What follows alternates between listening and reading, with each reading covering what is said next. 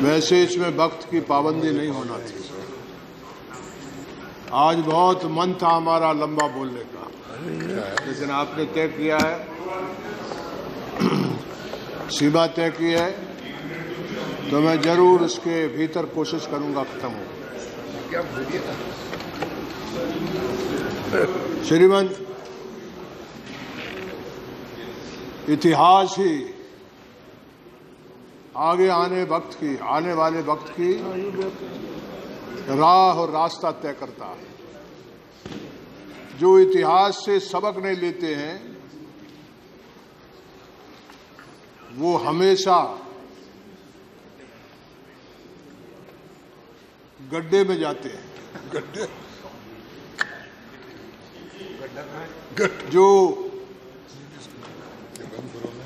अगस्त क्रांति है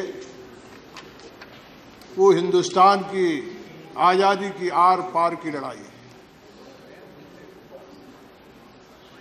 नेता सदन ने और नेता विरोधी दल ने, मैं इतना निवेदन करना चाहूंगा कि अगस्त क्रांति जो है वो महात्मा जी की और सब लोग, पूरा देश उनकी अगुवाई में था।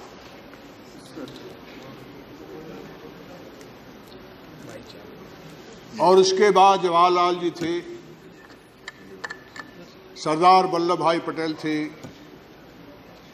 मौलाना आजाद थे, बहुत बहुत लंबी फहरिस्त है। और पूरे देश की जो आने जो लीडरशिप थी वो 1-2 घंटे में चली गई थी।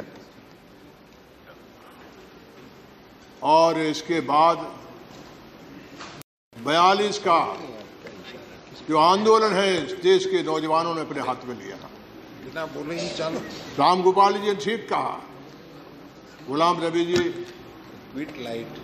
लड़ाई कांग्रेस की अगुवाई में हो और मानता हूं कि वो सारे नेता अगुवाई करने वाले थे, लेकिन पूरे देश में यदि कोई कांग्रेस पार्टी के भीतर ही कांग्रेस सोशलिस्ट पार्टी थी,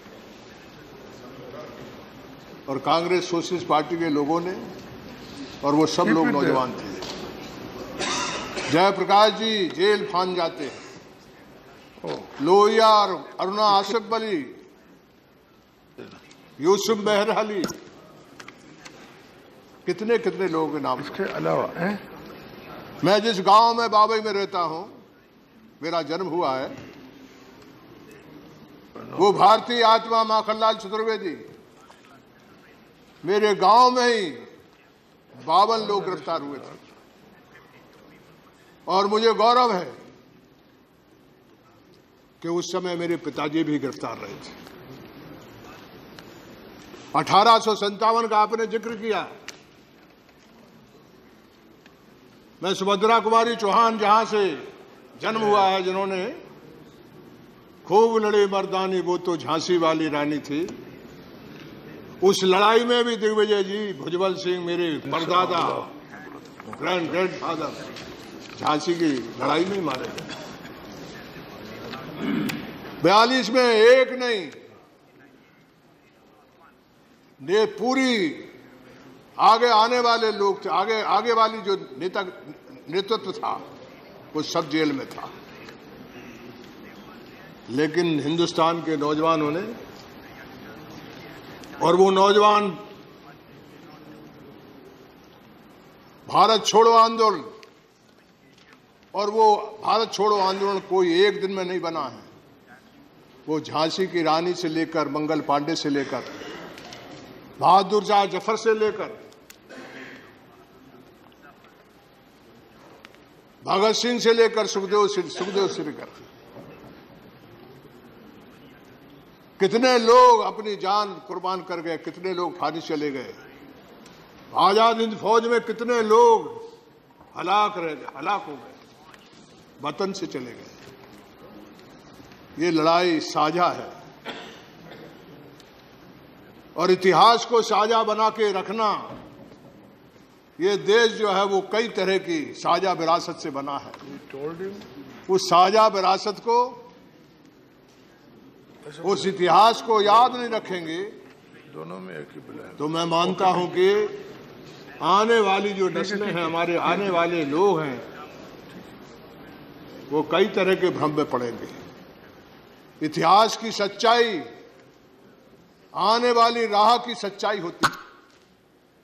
इतिहास की गवाही बुनियाद होती है, और उस बुनियाद को एक ईंट भी इधर से उधर गाड़ देंगे, आप लगा देंगे, तो फिर आगे आने वाली इमारत जो खड़ी है वो गिर के भरभरा के गिर जाएगी। इसलिए इतिहास के साथ आजकल बहुत छेड़खानी होती है।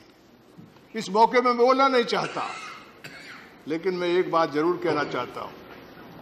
जो मुल्क और जो कौम अपने पुरखों के इतिहास से,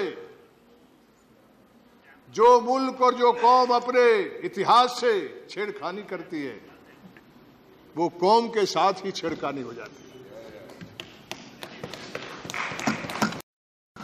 वो अकेले उनके साथ छेड़खानी नहीं होती है, हम जिंदा लोग जो हैं उनके साथ भी छेड़खानी हो जाती है। विचारों में भिन्नता होती है, और विचारों में भिन्नता नहीं हो तो फिर लोकतंत्र किसको कहते हैं? और लोकतंत्र महात्मा जी ने कहा है कि गोली से नहीं, बोली से चलेगा। हमारे देश का आईन जो है वो बोली का है, वो साझी विरासत का है, वो इतिहास की स्थाती है। बाबा साहब अम्बेडकर उस समय के संविधान सभा में जो लोग थे, इस देश की धरती से, मिट्टी से इस तरह से गहरे से जुड़े हुए थे।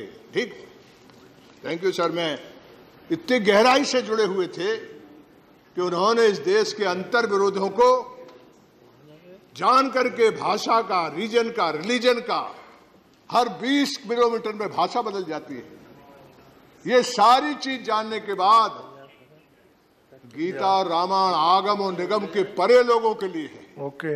ये दीन की किताबें जो है वो आप वहां ऊपर जाएंगे, जन्नत जाएंगे, स्वर्ग जाएंगे। पैदा होने के पहले आप क्या थे? मैं 2 मिनट में कहता हूं। लेकिन ये जो किताब है संविधान की, ये जिंदा लोगों की जिंदगी संवारने और बनाने के लिए, आने वाले पूरे भारत के भविष्य को बनाने के लिए, ये जिंदा लोगों की, मैं इसको कहना चाहता हूं, ये सबसे ज्यादा जिंदा लोगों की इबादत की कोई किताब है तो वो संविधान है। इस संविधान को बचा के रखना, इस साझी विरासत को बचा कर रखना 42 के आंदोलन का यही एक मकसद था, यही एक राह थी। वो सबके मेल का, सबके साझा का बड़ा आंदोलन था। माफ करना, मैं अपनी बात को यही समाप्त करता हूं। बहुत बहुत शुक्रिया, बहुत बहुत धन्यवाद।